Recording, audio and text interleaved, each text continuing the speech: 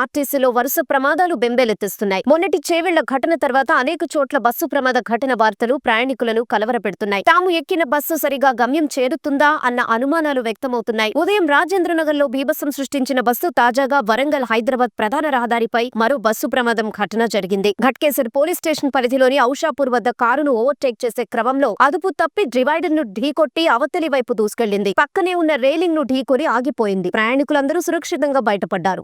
నేను ఆర్టీసీ డ్రైవర్ని 18 ఏళ్ళుగా పనిచేస్తున్నాను.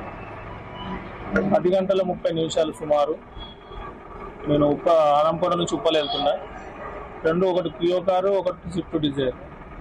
రేస్ పెట్టుకొని నా బండికి తగులుతుందేమో అని చెప్పేసి వాళ్ళంతా పియో పోయి నేను డివైడర్ పట్టుకుంటే